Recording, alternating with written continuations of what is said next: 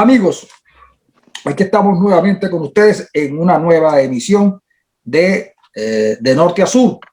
Damaso Jiménez, Francisco Rojas y Darwin Chávez, que hacemos todo lo posible por llevarle a ustedes la mejor información acerca de lo que está ocurriendo en Venezuela y lo que ocurre en el mundo. Porque hoy, en tiempos de globalización, nada es extraño a la realidad de otro país.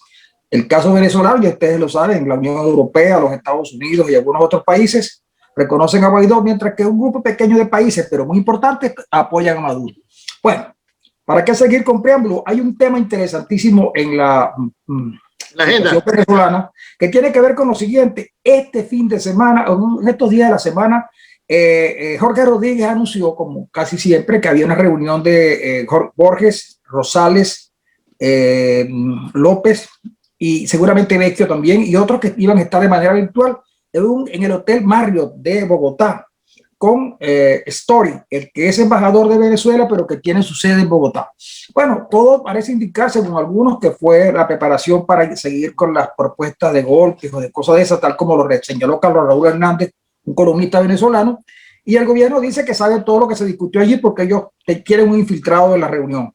Pues bien, como quiera que Darwin Chávez y Damaso Jiménez tienen bastante información al respecto, yo pienso que lo mejor es arrancar con la opinión de ustedes dos. Bueno, desde el fin de semana pasado comenzó la movilización hacia Bogotá de dirigentes de la oposición, sobre todo los que están en el exterior.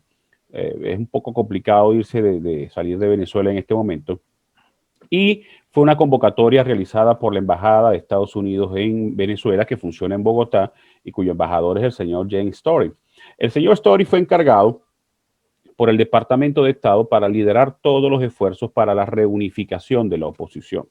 La iniciativa de Estados Unidos, por supuesto, es muy interesante porque busca reagrupar a la oposición de cara a los escenarios políticos y electorales que se avecinan en el marco del plan internacional que se está coordinando para encontrar una solución en Venezuela.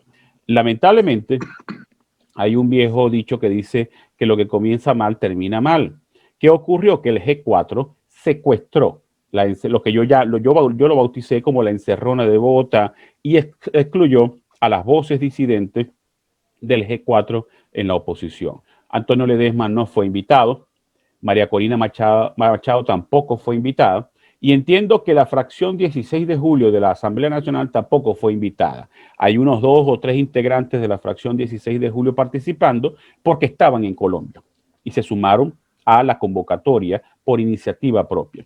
Si el G4 pretende seguir haciendo lo que ha venido haciendo durante no sé cuántos años y ha fracasado y no sumar a las voces disidentes, por supuesto que el resultado de la encerrona de Bogotá va a ser más de lo mismo a lo que nos tienen acostumbrados.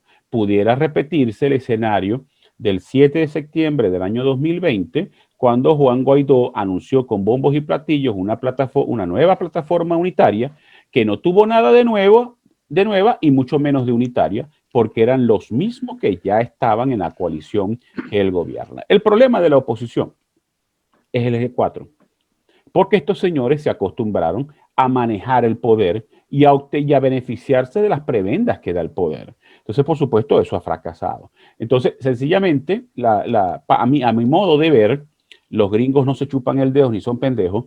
Yo creo que los gringos dejaron que ellos secuestraran la reunión para luego tomar las decisiones que deben tomarse de eliminación del G4 y de crear una nueva estructura de coordinación que los incluya a todos, porque todos los dirigentes de la oposición son necesarios en este momento. Adelante, Damaso. Sí, estoy muy de acuerdo con esta última frase de que todos son necesarios. Tengo entendido, Darwin, que, bueno, evidentemente que has tratado de ser implosionado esta reunión que se ha mantenido lo más secreta posible, prácticamente un cónclave del Vaticano, en cuanto a que no entre y no sale información durante toda esta semana. Podríamos señalar que ya prácticamente el principal vocero ha sido James Story, que es el embajador encargado en Bogotá, pero también se ha logrado filtrar, por lo menos en cuanto a entes que manejan realmente la información, por ejemplo en Washington, por ejemplo en mismo Bogotá, personas que han estado desde las redes sociales o desde sus llamadas telefónicas manifestando que por lo menos se puede decir que hay humo blanco. En cuanto al Ledesma, hay señalamientos que no participó, otro que sí logró estar allí a través de un Zoom, pero parece que todas las instancias de allí que estaban participando, entre ellas Leopoldo López, Manuel Rosales, tengo entendido que no solamente se trataba de partidos políticos, sino también que hubo encuentros entre los Estados Unidos con, digamos, con grupos de la sociedad civil, podríamos hablar así, también con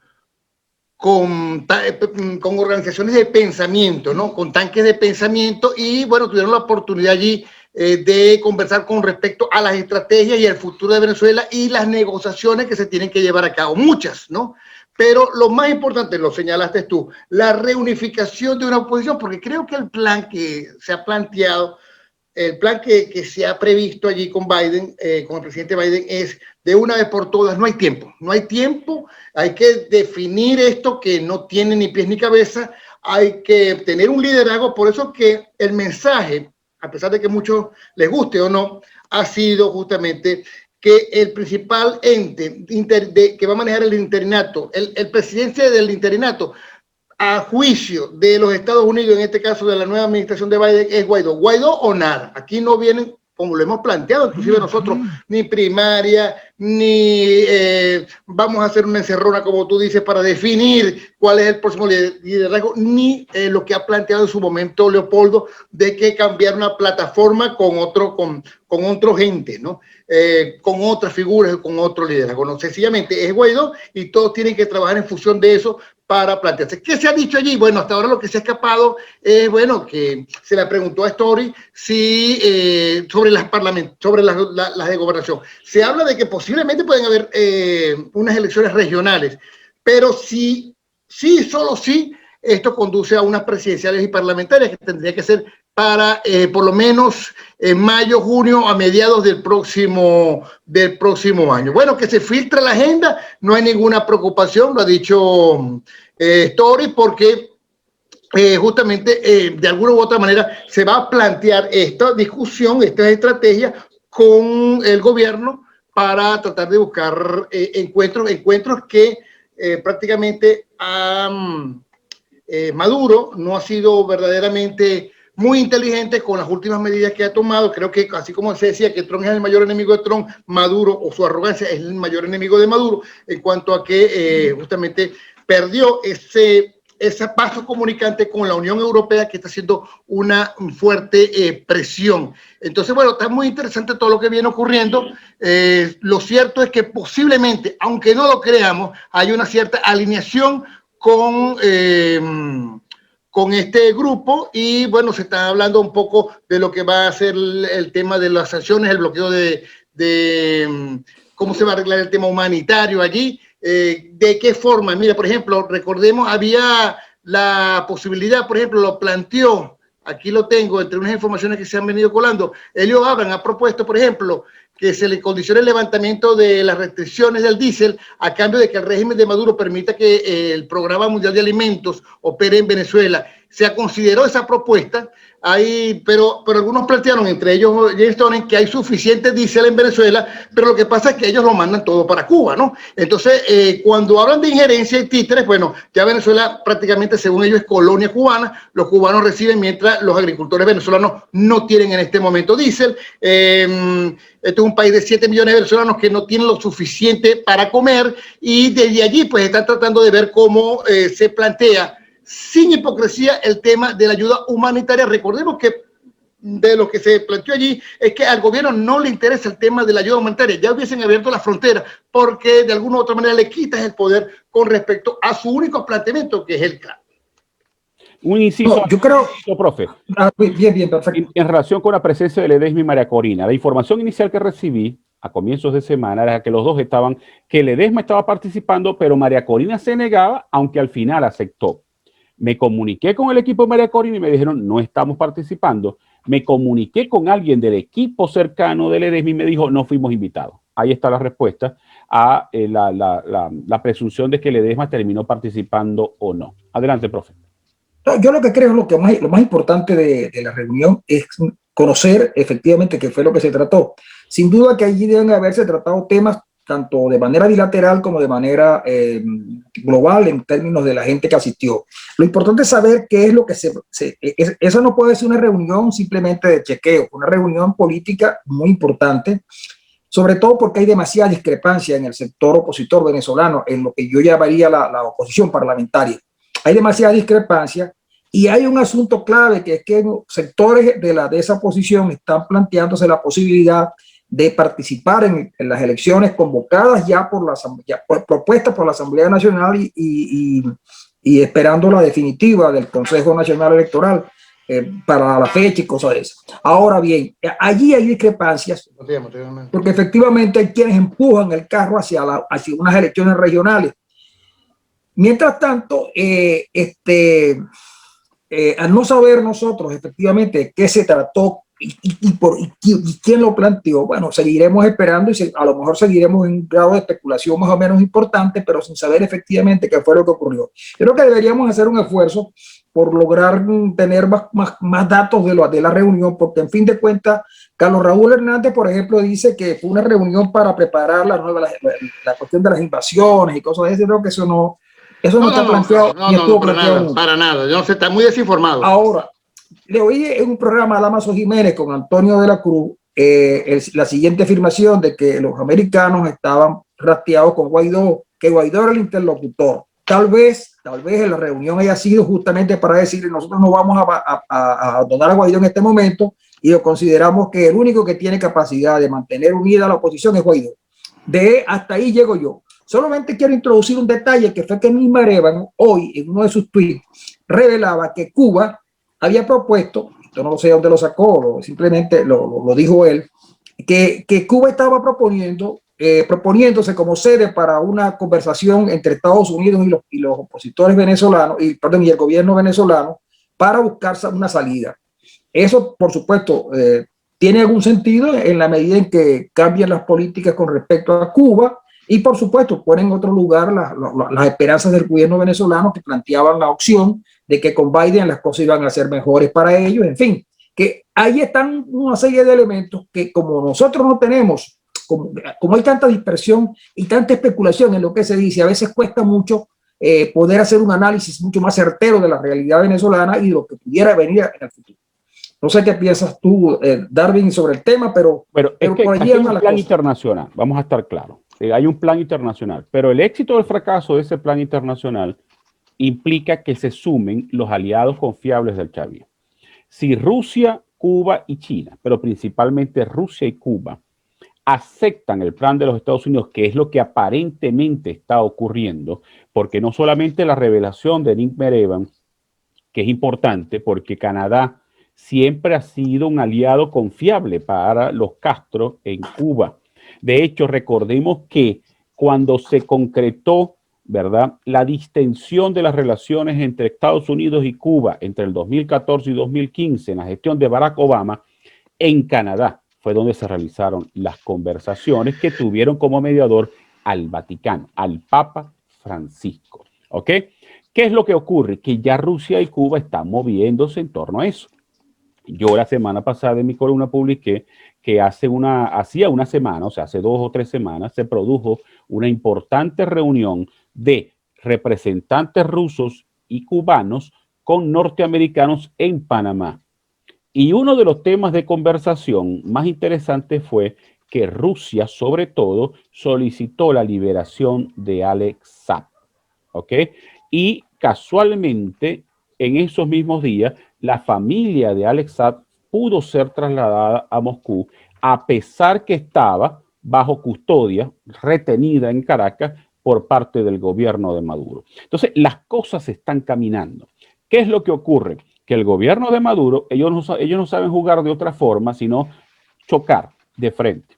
Ellos pretenden que con las jugadas que han hecho, la inhabilitación de los 28 parlamentarios, la expulsión de la embajadora de la Unión Europea, seguir logrando una mejor posición para esa negociación que pudiera estar ya en marcha. Ellos tienen ese estilo, hasta ahora les ha dado resultados. en episodios anteriores. Esperemos qué resultados les da ahora. Aquí lo importante para que este plan internacional se concrete, y con esto finalizo, es si Rusia y Cuba están convencidos de que eso es necesario. Cuba y Rusia están negociando bajo sus propios intereses. Cuba necesita que Estados Unidos flexibilice el embargo, lo que había hecho Obama y que Trump echó para atrás. Que puedan enviar de nuevo remesas, que el turismo regrese a Cuba y que haya inversiones de empresas norteamericanas en Cuba. ¿Qué necesita Rusia? La flexibilización de las sanciones producto de su invasión a Crimea en su conflicto con Ucrania, pero sobre todo que Estados Unidos deje de boicotear la construcción del gasoducto Nord Stream 2 que Estados Unidos tiene boicoteado y que le permitiría a Rusia enviar más de 110 millones de pies cúbicos de gas a Europa. Entonces, ahí está el secreto. Si Cuba y Rusia logran lo que ellos buscan, intervienen, participan en el plan y pudiera concretarse una salida electoral en Venezuela. Nada de invasiones, nada de esa usurpación, una salida electoral. ¿Qué pudiera ser? Presidenciales y parlamentarias este año, regionales y municipales el próximo año, o a la inversa, gobernación y alcaldías para este año y presidenciales para el año que viene. Alguien hablaba también de la... Damaso. No, quería decir que justamente tiene toda la razón, Darwin, porque el tema y la salida posiblemente tenga que ver con actores de la geopolítica, ¿no? De entes que tienen intereses internacionales. Pero ¿cuál ha sido el grave problema? Que no tenemos una oposición preparada para las circunstancias. No se puede negar que han sido 2 años prácticamente de un gran fracaso, pero Estados Unidos no ve otro ente garante. O sea, quizás estemos en desacuerdo con eso, pero no tenemos otro ente garante, es lo que se plantean ellos, que para una posible transición o una inmediata transición, una persona que ellos ya han depositado completamente la confianza y seguramente han hablado de otros temas mucho más profundos que nosotros no lo podemos manejar aquí. Ahora, no hay tiempo. Si te quieres o corres o te encaramas, es lo que prácticamente entiendo que se ha planteado en Bogotá. O corre ese grupo político o bueno, o quedarán completamente rezagados. ¿Por qué? Porque no se sabe para cuando hay que preparar el camino. Ahí está el tema electoral, está el tema del CNE, está el tema del Tribunal Supremo, está el tema, por ejemplo, de que Maduro, bueno, no ha sido fácil, ¿no? Tratar de negociar, entrar en conversaciones para lograr una solución a la crisis con medidas como, por ejemplo, la expulsión de la embajadora, que quisiera que habláramos un poco sobre esto de la Unión Europea. Y bueno, dice que más temprano que tarde, Maduro tendrá que abrir un espacio para hablar justamente con el tema y sobre el planteamiento que se está haciendo con la posibilidad de que sea electoral la salida, la solución. Que no será, que este año no se tiene previsto, pero que inclusive que se hagan parlamentarias siempre y cuando, regionales, siempre y cuando pues se lleve a cabo o el tema del revocatorio para el próximo año o el tema de las parlamentarias, de las presidenciales, para luego tirar las parlamentarias debido a la situación ilegítima del actual Parlamento. Yo creo lo siguiente, que la situación se está poniendo, está en otro nivel, porque justamente un elemento que hay que tomar en cuenta es que Maduro y su gobierno han ido abandonando las promesas y los planteamientos chavistas, es decir, lo que fue el socialismo del siglo XXI. Ellos se están preparando para una nueva sociedad donde ellos van a ser, de alguna manera, los nuevos amos del valle. Y eso significa que necesitan garantías para seguir funcionando. Yo creo que además, yo no estoy tan seguro en este momento que en una elección que se haga en Venezuela, aún con las condiciones que solicita la oposición, las tenga asegurada la oposición. Entre otras cosas, porque si no se resuelve el problema de la unidad y no se resuelve quién es el líder, en ese sentido allí va a haber mucha discrepancia y el gobierno puede volver a ganar. Ahora, recuerden también lo siguiente, se comenzó por desconocer a Maduro y lo terminaron reconociendo porque Maduro se hizo fuerte y Maduro es una realidad que ya no se habla de usurpación. Y en el otro caso, también van a terminar reconociendo la presencia de la Asamblea Nacional y probablemente puede ganar 3, 4, 5, 6 o 7 gobernadores, pero efectivamente no habrá peso suficiente como para enfrentar al gobierno. Yo lo que creo es que la situación está bastante complicada y que a lo mejor nos sale a nosotros hacer un nuevo análisis más adelante, seguramente la próxima semana, sobre este tema. Sobre el caso de la Unión Europea, la preocupación que yo tengo, y la dejo para ustedes, es la siguiente. Esta sanción a 19 personas, que no es una sanción al país, sino a 19 personas, entre las que está el señor Brito y la vicepresidenta Rodríguez, pareciera ser que sí le ha dolido mucho al gobierno, pues allí la intemperancia. Recuerden que pasaron hace 240 días más o menos, el gobierno de Maduro había solicitado la salida de la embajadora de la Unión Europea, pero ahora lo concretan y lo concretan con violencia, e incluso le dicen, si ahora quieren conversar, las cosas se pusieron lejos. Entonces yo no sé de verdad de qué se trata, si es que Maduro perdió la cabeza, o Maduro se siente muy fuerte, o simplemente que la debilidad lo hace gritar, y tú sabes que a veces las gallinas cantan como gallos. No, yo creo que lo que están, no es que ha perdido la cabeza, están jugando el juego que le toca político. En ese juego político ellos tienen que tratar de hacerse fuertes. Y una forma de hacerse fuertes que el chavismo siempre ha usado es arremeter. ¿Las sanciones les dolieron? Claro que les dolieron. Ahí hay personajes muy importantes que van más allá del alacrán de José Brito y compañía, sino que además ellos presumen que esas sanciones son el resultado de una de las gestiones de uno de los peores enemigos de Maduro, que es el señor Rafael Ramírez, que Damaso entrevistó hace poco. Ramírez se ha venido moviendo. No solamente tiene nexos ya con la oposición, sino que se ha convertido en una pieza muy útil para facilitar información sobre la corrupción en el oficialismo. ¿Por qué? Porque Ramírez fue quien les enseñó que el agua mojaba. Él les enseñó a robar. Él les enseñó a esconder el dinero. Él les enseñó a crear redes de empresas fantasmas. Él les enseñó todo eso y él sabe dónde tienen el dinero. Él sabe muy bien dónde tiene Maduro el dinero. Entonces, ese tipo de información es muy valiosa en este momento. Yo creo que además, Maduro está jugando la partida que le toca jugar. Hacerse el fuerte, atrincherarse, aumentar sus fortalezas para tratar de obtener mejores y mayores beneficios en la negociación.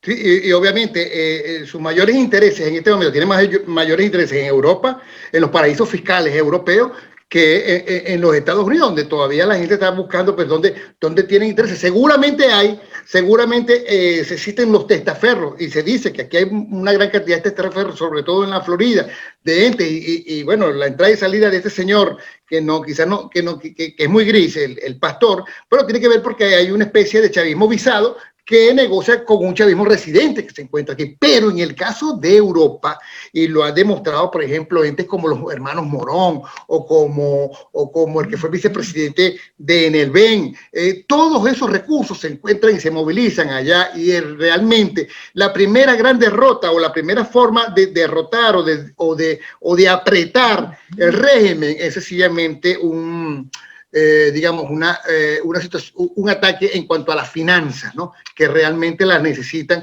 porque, se están moviendo pues, de esta forma. Por ejemplo, se habla en este momento de que la única manera de que están entrando ingresos a este gobierno es por el manejo de los dólares, del oro, justamente en mercados africanos, ¿no? Y todo esto, el negocio y el cobro y todo esto pasa por, digamos, por banca y por brokers que están su ubicación es allí mismo en Europa. Entonces, es una situación apremiante la que tiene Maduro allí. Darwin, ¿tú tienes alguna cosa que agregar al respecto? Porque si no, ya se nos acabaría el tiempo. No, todo bien, ya el tiempo se nos está agotando. Perfecto, muy bien. Bueno, amigos, fue un placer haber estado con ustedes. Damaso Jiménez, Darwin Chávez y Francisco Rojas le dan las gracias por haber estado pendiente de nosotros. Fue un placer, amigos. Nos vemos en la próxima. Ya usted sabe que nos vamos a ver en el canal YouTube de Damaso Jiménez, en Verdades y Rumores, y en VenezuelaUSA.org, que también dirige Damaso Jiménez, que a falta de bien dateado, pues el hombre está haciéndose de un imperio tan fuerte como el de Murdoch. Bueno, muchísimas gracias. Nos estamos viendo por ahí. Hasta la próxima semana.